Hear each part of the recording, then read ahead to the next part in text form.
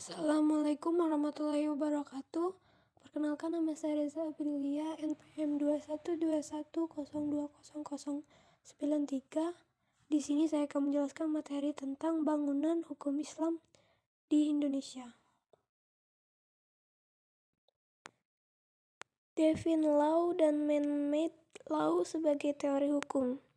Hukum Islam dikategorikan sebagai divine law karena aturan-aturan yang ada di dalamnya dibuat langsung oleh Tuhan untuk mengatur kehidupan manusia di dunia. Bila kita perhatikan, pengertian di atas betul-betul menempatkan hukum Islam sebagai entitas yang murni, bersifat top-down, dan melepaskan aspek-aspek historis sosiologisnya.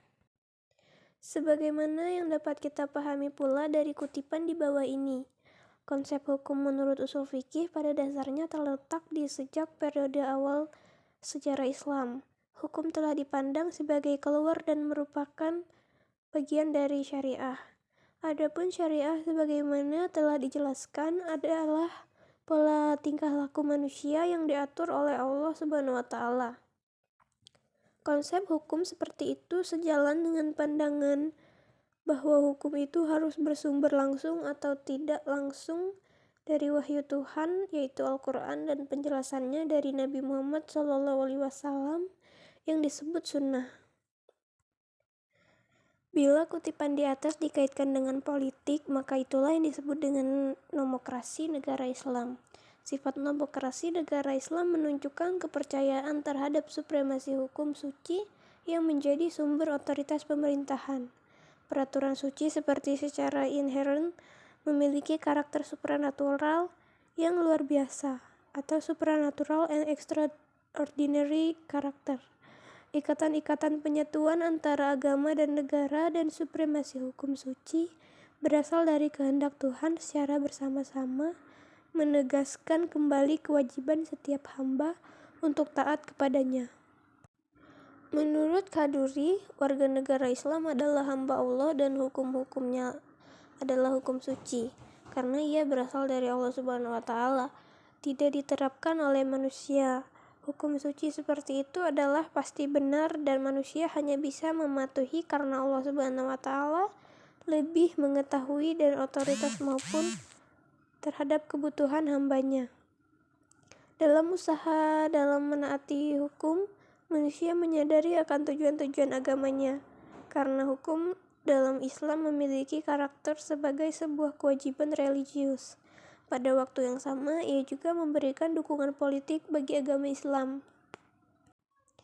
Pada kenyataannya, hukum Islam merupakan perintah Tuhan dan karenanya sifat mengikat sebagai sebuah cita-cita agama yang berbeda dengan hukum buatan manusia, man-made law, dan dianggap sebagai fenomena sosial yang tunduk pada kebutuhan manusia dan nilai-nilai.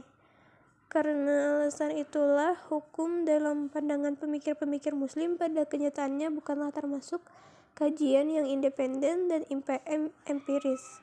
Sebagai implikasi dari kedua faktor tersebut, yakni sifat sucinya dan ikatan yang kuat dengan tradisi-tradisi lama, hukum Islam berkembang menjadi sebuah hukum yang statis yang bisa dianggap menjadi penghalang bagi terjadinya perubahan. Perkembangan hukum Islam di Indonesia. Sebelum membahas persoalan tersebut, sebaiknya kita mengetahui apa yang dimaksud dengan hukum nasional, mengapa kita membutuhkan hukum nasional, dan bagaimana caranya mewujudkan hukum nasional tersebut. Melalui penjelasan terhadap aspek-aspek inilah kita akan mengetahui relevansi epistemologi hukum Islam dengan membangun hukum nasional. Pembangunan hukum di Indonesia. Dalam rangka membangun sistem hukum nasional, pemerintah menerapkan kebijakan untuk memanfaatkan 3 sistem yang eksis atau living law di Indonesia, yaitu sistem hukum adat, Islam dan Barat atau Belanda sebagai bahan bakunya. Ketiga, sistem hukum sangat berkontribusi dalam pembangunan hukum nasional. Tatanan hukum nasional Indonesia harus mengandung ciri 1. Berwawasan kebangsaan dan berwawasan Nusantara. 2. Mampu mengakomodasi kesadaran hukum kelompok etnis, kedaerahan, dan keyakinan agama. 3. Sejauh mungkin berbentuk tertulis dan terunifikasi. 4. Bersifat rasional dan mencakup rasionalitas, efisiensi, rasionalitas kewajaran, rasional kaidah dan nilai. 5. Responsif terhadap perkembangan aspirasi dan ekspektasi masyarakat. Perkembangan hukum Islam Indonesia, sarana dan prasarana. Berdasarkan penjelasan di atas, tampak sekali dalam hal menetapkan kebijakan hukum di Indonesia, pemerintah telah menjadikan hukum Islam sebagai bagian dari hukum nasional. Kondisi seperti ini tidak semata-mata terjadi di Indonesia, tetapi terjadi pula di negara-negara berpenduduk Muslim, baik yang memiliki konstitusi Islam maupun yang tidak memilikinya. Sebagai sebuah sistem hukum atau bagian dari sebuah sistem hukum, ia mempunyai teks tertulis dalam bidang-bidang yang dicakupkan, memiliki lembaga peradilan sesuai tingkatan-tingkatan yang diperlukan, dan mempunyai alat penegak hukum untuk menjalankannya. Cukup sekian materi yang dapat saya sampaikan. Saya akhiri. Wassalamualaikum warahmatullahi wabarakatuh.